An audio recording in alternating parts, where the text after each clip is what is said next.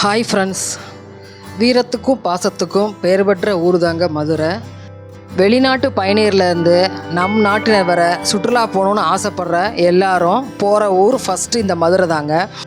அந்த அளவுக்கு இந்த மதுரையில் சுற்றுலாத்தலங்களும் ஆன்மீக தலங்களும் நிறைய இருக்குங்க. ஸோ நாம் இன்றைக்கி இந்த வீடியோவில் மதுரையில் மற்றும் மதுரை மாவட்டத்தில் இருக்கிற முக்கியமான சுற்றுலாத்தலங்கள் என்னென்ன அப்படின்றத பார்த்துடலாம். அதுக்கு முன்னாடி welcome to my channel PG cameras. போலாம் ஒரு ட்ரிப்.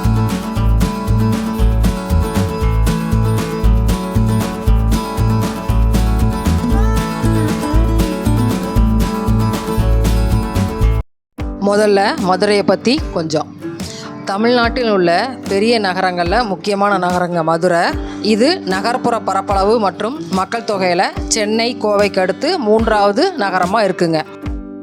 பாண்டிய மன்னர்களின் தலைமையிடமாக விளங்கிய மதுரை தமிழ் மொழியோட மிக நெருங்கிய தொடர்புடையதுங்க. அது மட்டும் இல்லைங்க, தமிழ் அறிஞர்களால் 3 தமிழ் சங்கங்கள் அமைக்கப்பட்டு தமிழ் வளர்த்த பெருமையும் இந்த ஊருக்கு இருக்குங்க. அது மட்டும் இல்லைங்க, உலக பிரசித்தி பெற்ற ஜல்லிக்கட்டுக்கு ஃபேமஸான அலங்காநல்லூர் இந்த மதுரை மாவட்டத்தில் தாங்க அமைஞ்சிருக்கு.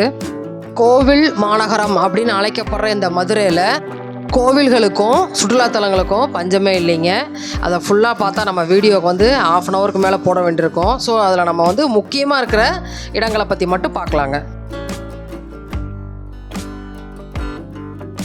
சமணர் மலை மதுரையிலேருந்து 12 கிலோமீட்டர் டிஸ்டன்ஸில் மதுரையிலேருந்து தேனி போகிற தேசிய நெடுஞ்சாலையில் நாகமலை புதுக்கோட்டைக்கு பக்கத்தில் கீழக்குயில்குடின்ற கிராமத்தில் இந்த சமணர் மலை இருக்குங்க. இந்த சமணர் மலை பார்த்திங்கன்னா வரலாற்று சிறப்புமிக்க இடமாகவும் இந்திய தொல்லியல் துறையால் பாதுகாக்கப்பட்ட நினைவு சின்னமாகவும் இருக்குங்க. இங்கே வந்து சமண சிற்பங்களும் சமண படுகைகளும் தமிழியல் கல்வெட்டுகளும் காணப்படுதுங்க. கோரிப்பாளையம் தர்கா. கோரிப்பாளையத்தில் அமைந்திருக்கிற இந்த மிக தொன்மையான தர்காவில் ஏமனை சேர்ந்த அசத் காஜா சையது அலாவுதீன் மற்றும் காஜா சையது சுல்தான் சமாசுதீன் அப்படின்ற 2 பேரோட கல்லறைகள் இருக்குங்க. இந்த கல்லறைகள்லாம் பார்த்திங்கன்னா அழகர் மலையிலேருந்து எடுத்த ஒரே கல்லால் ஆனதுங்க. அது மட்டும் இல்லைங்க, மன்னர் திருமல நாயக்கர் தான் இஸ்லாமிய மக்களுக்காக இந்த கல்லறையை ஏற்படுத்தி கொடுத்துருக்காரு. இங்கே நடக்கிற கந்தூரி விழா வந்து ரொம்ப ஃபேமஸுங்க. மதுரை சுற்றுச்சூழல் பூங்கா. மதுரை மாநகராட்சிக்கு சொந்தமான இந்த எக்கோ பார்க் வந்து எங்கே இருக்குதுன்னு பார்த்தீங்கன்னா ராஜாஜி பூங்கா பக்கத்துலேயே இருக்குங்க. சுமார் 20 ஏக்கர் பரப்பளவில் அமைக்கப்பட்டிருக்கிற இந்த பூங்காவில் பெங்களூர்லேருந்து வரவழைக்கப்பட்ட புல்வெளிகள் அமைந்திருக்கு. மேலும் இந்த பூங்காவில் பழைய இரும்பு பொருட்களை பயன்படுத்தி உருவாக்கப்பட்ட காந்தி, மான், மாடு, கார் போன்ற உருவங்களும் அமைச்சிருக்காங்க. இங்கே மாலை நேரத்தில் பெரியவர்கள் வாக்கிங் போகிறதுக்கும் சிறுவர்கள் விளையாடுறதுக்கு சிறந்த இடமாகவும் இந்த இடம் இருக்குங்க. விடுமுறை நாட்களில் பார்த்தீங்கன்னா இந்த பூங்காவில் இசையோட கூடிய நீருற்று, அதாவது மியூசிக் மவுண்டன் கூட நடத்துகிறாங்க. அருள்மிகு கூடல் அழகர் திருக்கோவில். இத்திருக்கோவில் 108 வைணவ திருத்தலங்களில் ஒன்றுங்க. ஆழ்வார் பாடல்களில் இந்த கோவில் இடம்பெற்றுள்ளதுங்க. இந்த கோவிலில் அமைந்துள்ள பெருமாள் வந்து கூடல் அழகர் எனப்படுகிறாருங்க. இந்த கோவிலில் 5 கலசத்துடன் கூடிய 5 நிலை ராஜகோபுரமும் 8 பிரகாரமும் இருக்குங்க. மேலும் அஷ்டாங்க விமானத்தின் கீழ்த்தளத்தில் கூடலழகர் அமர்ந்த கோலத்திலும், 2வது தளத்தில் சூரிய நாராயணர் நின்ற கோலத்திலும், 3வது தளத்தில் பார்க்கடல்நாதர் பள்ளி கொண்ட கோலத்திலும் காணப்படுகிறார். மேலும் இந்த அஷ்டாங்க விமானம் பார்த்தீங்கன்னா அதோட நிழல் வந்து தரையில் விழாத மாதிரி அதிசயமும் இருக்குங்க. குட்லாம்பட்டி அருவி. மதுரையிலேருந்து 30 கிலோமீட்டர் டிஸ்டன்ஸில் வாடிப்பட்டிக்கு பக்கத்தில் இந்த அருவி இருக்குங்க. தமிழ்நாடு வனத்துறையால் நிர்வகிக்கப்படும் இந்த நீர்வீழ்ச்சியில் சுமார் 89 அடி உயரத்துலேருந்து தண்ணீர் விழுகுதுங்க. இங்கே வந்து செப்டம்பர்லேருந்து பிப்ரவரி வரைக்கும் சுற்றுலா பயணியர் அதிக அளவில் வருவாங்க. இங்கே வர்றதுக்கு பெரியார் பஸ் ஸ்டாண்ட்லேருந்து கூட டைரெக்டாக பஸ் இருக்குங்க. இல்லைனா வாடிப்பட்டி வந்தும் வரலாம். வாடிப்பட்டிலேருந்து மினி பஸ் கூட இருக்குங்க. அருள்மிகு பாண்டி முனீஸ்வரர் திருக்கோவில். பாண்டி கோவில் எனப்படும் பாண்டி முனீஸ்வரன் கோவில் மதுரையிலிருந்து 7 கிலோமீட்டர் தொலைவில் மேலமடையில் அமைந்துள்ளது. இது மிகவும் தொன்மையான கோவிலாகும். இக்கோவிலில் சக்தி வாய்ந்த தெய்வமாக பாண்டி முனீஸ்வரர் விளங்குகிறார். இவர் பாண்டிய மன்னர்கள் ஒருவரான நெடுஞ்செழிய மன்னரே ஆவார். இவரே இங்கு குடிகொண்டிருப்பதாக நம்பப்படுகிறது. மாட்டுத்தாவணியிலிருந்து ராமேஸ்வரம், சிவகங்கை, மானாமதுரை, தூத்துக்குடி, திருநெல்வேலி, ராஜபாளையம் போன்ற இடங்களுக்கு செல்லும் அனைத்து பேருந்துகளும் பாண்டி கோவிலில் நின்று செல்லும். கீழடி அருங்காட்சியகம். மதுரையிலிருந்து 12 கிலோமீட்டர் டிஸ்டன்ஸ்லையும் சிவகங்கையிலேருந்து 37 கிலோமீட்டர் டிஸ்டன்ஸ்லையும் இந்த அருங்காட்சியகம் அமைஞ்சிருக்குங்க. இது சிவகங்கை மாவட்டத்தின் திருப்புவனம் வட்டத்தில் கொந்தகை கிராமத்தில் அமைந்திருக்கும் தொல்லியல் அகல் வைப்பகங்க. இங்கு கீழடி, கொந்தகை, அகரம், மணலூர் ஆகிய இடங்களில் 2018ஆம் ஆண்டு முதல் நடந்த 8 கட்ட அகலாய்வுகள் கிடைத்த பொருட்கள் காட்சிப்படுத்தப்பட்டிருக்குங்க. சுமார் 2 ஏக்கர் பரப்பளவில் அமைக்கப்பட்டிருக்கும் இந்த அருங்காட்சியகத்தில் மொத்தம் 6 காட்சி கூடங்கள் இருக்குங்க. வண்டியூர் மாரியம்மன் தெப்பக்குளம். வண்டியூரில் அமைந்துள்ள மாரியம்மன் திருக்கோவில் பக்கத்தில் இந்த தெப்பக்குளம் அமைஞ்சிருக்குங்க. இந்த தெப்பக்குளம் மொத்தம் 305 மீட்டர் அகலமும் 12 நீளமான படிக்கட்டுடனும் 15 அடி உயர சுவரும் கொண்டு அமைந்துள்ள தமிழ்நாட்டில் உள்ள பெரிய தெப்பக்குளங்க. வைகை ஆற்றிலிருந்து சுரங்கம் மூலமாக இந்த தெப்பக்குளத்துக்கு தண்ணி வர்ற மாதிரி அந்த காலத்தில் அமைச்சிருக்காங்க. இந்த தெப்பக்குளம் தோன்றப்ப கண்டெடுக்கப்பட்ட பிள்ளையார் தாங்க முக்குருணி பிள்ளையார் அப்படின்னு சொல்லி மீனாட்சி அம்மன் கோவிலில் வச்சுருக்காங்க. மேலும் தைப்பூசத்தன்று இந்த தெப்பக்குளத்தில் மீனாட்சி அம்மைக்கும் சுந்தரேஸ்வரருக்கும் தெப்ப திருவிழாவும் நடக்குங்க. இந்த திருவிழாக்கு அதிக மக்கள் எப்பயுமே கூடுவாங்க. இந்த தெப்பக்குளத்துக்கு நடுவில் உள்ள நீராளி மண்டபத்தில் தோட்டத்துடன் கூடிய விநாயகர் கோவில் ஒன்று இருக்குங்க. காந்தி மியூசியம். 1959ஆம் ஆண்டு மதுரையில் இந்த காந்தி நினைவு அருங்காட்சியகம் ஏற்படுத்தப்பட்டதுங்க. கோட்சேவினால் மகாத்மா காந்தி படுகொலை செய்யப்பட்ட பொழுது காந்தி அணிந்திருந்த மேல் துண்டு இந்த அருங்காட்சியகத்தில் இன்னமும் ரத்தக்கரையோடு வச்சுருக்காங்க. மகாத்மா காந்தி இந்தியா முழுவதும் சுற்றுப்பயணம் மேற்கொண்டப்போ 20 தடவை தமிழ்நாட்டுக்கு வந்திருக்காருங்க. அதில் 5 தடவை மதுரைக்கு வந்திருக்காருன்றது குறிப்பிடத்தகுந்த விஷயங்க. இந்த மியூசியத்தில் காந்திஜி உபயோகப்படுத்திய 14 பொருட்கள் பத்திரப்படுத்தி வைக்கப்பட்டிருக்குங்க. மேலும் மகாத்மா காந்தியின் வாழ்க்கையை விளக்கி கூறும் விதமாக அமைந்த லைட்டிங் போர்டு, அதில் நிறைய ஃபோட்டோஸு, அதில் 124 காந்தியோட குழந்தை பருவ மிக அரிய ஃபோட்டோஸ் இருக்குங்க. அது மட்டும் இல்லைங்க, இந்திய சுதந்திர போராட்டத்தினை விளக்கும் விதமாக ஒரு 265 லைட்டிங் ஃபோட்டோஸ் கூட இங்கே வச்சுருக்காங்க. திருப்பரங்குன்றம் அருள்மிகு சுப்பிரமணிய சுவாமி திருக்கோவில். முருகனின் அறுபடை வீடுகளில் முதல் படை வீடாக இந்த கோவில் இருக்குங்க.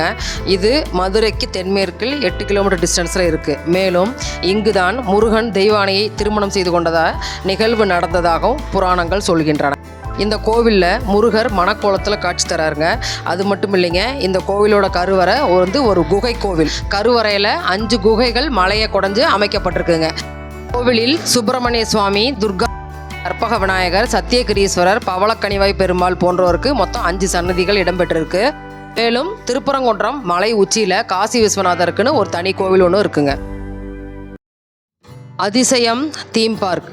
இந்த தீம் பார்க் பார்த்திங்கன்னா மதுரையிலேருந்து திண்டுக்கல் போகிற தேசிய நெடுஞ்சாலையில் மதுரையிலேருந்து 12 கிலோமீட்டர் டிஸ்டன்ஸில் பறவை அப்படிங்கிற இடத்துல அமைஞ்சிருக்குங்க. மொத்தம் 70 ஏக்கர் பரப்பளவில் இந்த தீம் பார்க் அமைச்சிருக்காங்க. தீம் பார்க்கில் பார்த்தீங்கன்னா உங்களுக்கு 40 கேம்ஸும் 20 வாட்டர் கேம்ஸும் இருக்குங்க. திருமலை நாயக்கர் மஹால். நாயக்கர் மஹால் என அழைக்கப்படும் இது ஒரு அரண்மனை ஆகும்.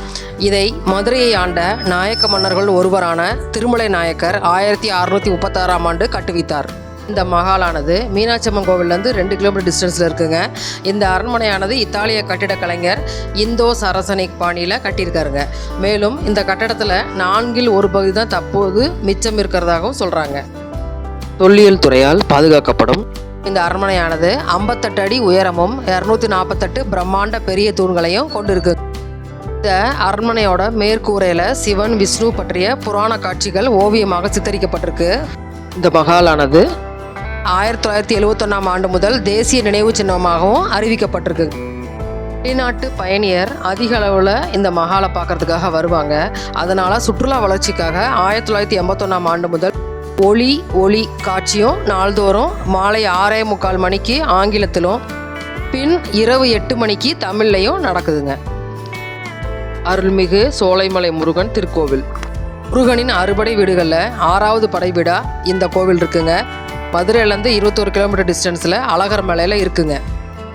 சோலைமலை என்ற பெயரும் இத்தலத்துக்கு உண்டுங்க. அறுபடை வீடுகளிலும் திருவிளையாடல் புரிஞ்ச முருகன் இத்தலத்தில்தான் ஔவையாரிடம் திருவிளையாடல் புரிந்ததா சொல்கிறாங்க. மேலும் இந்த பழமுதிர்ச்சோலைக்கு மேலே நூபுர கங்கைன்னு ஒரு புனித தீர்த்தம் கூட இருக்குங்க. இது 1000 ஆண்டுகளுக்கு மேலாகியும் வற்றாமையும் இருக்குங்க. இந்த கோவிலுக்கு போகிறதுக்குங்க மதுரை பெரியார் பஸ் ஸ்டாண்ட்லேருந்து நிறைய பஸ் வசதியும் பண்ணியிருக்காங்க. அழகர் கோவில். திருமாலிருஞ்சோலை என்று ஆழ்வார்களால் மங்களாசாசனம் செய்யப்பட்டதாங்க இந்த பெருமாள் கோவில். இது மதுரையிலேருந்து 21 கிலோமீட்டர் டிஸ்டன்ஸில் இருக்குது. 108 வைணவ திவ்ய தேசங்களில் அதிகமாக பாடல் பெற்ற 3ஆம் திவ்ய தேசம் இதுங்க. கோவிலின் சிறப்புகள் சில. மூலவரின் கருவறை மீது எழுப்பப்பட்டுள்ள சோமசந்த விமானம் வட்ட வடிவமானதுங்க. அது மாதிரி ஆரியன் மண்டபத்தில் கொடுங்கைகள் மற்றும் இசைத்தூண்கள் இருக்குங்க. கோவிலின் காவல் தெய்வமா 18ஆம் படி கருப்புசாமி இருக்காருங்க. அழகர் பார்த்தீங்கன்னா மதுரை மீனாட்சி அம்மனோட உடன் பிறந்தவர். வருடந்தோறும் நடக்கிற சித்திர திருவிழாவோட நாயகர் இவர் தாங்க. மேலும் ஆடி மாத பௌர்ணமி அன்று நடைபெறும் அழகர் கோவில் தேரோட்டம் ரொம்ப புகழ் பெற்றதுங்க.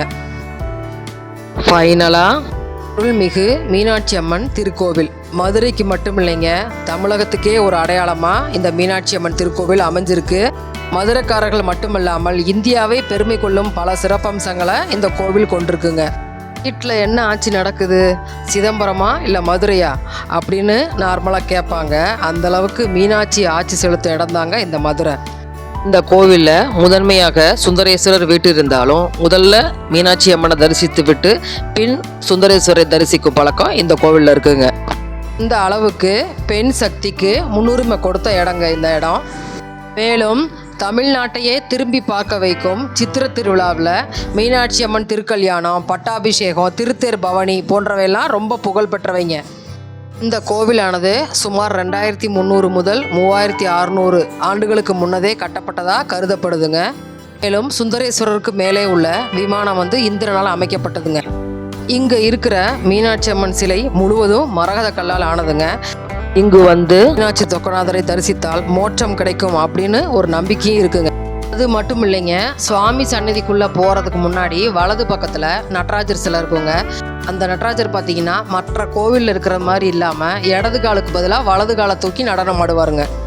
பொற்றாமரை குளம். நந்தி மற்றும் பிற தேவர்களின் வேண்டுகோளின்படி ஈசன் தன் சூலாயுதத்தால் பூமியில் ஊன்றி உருவாக்கியதாங்க இந்த குளம்.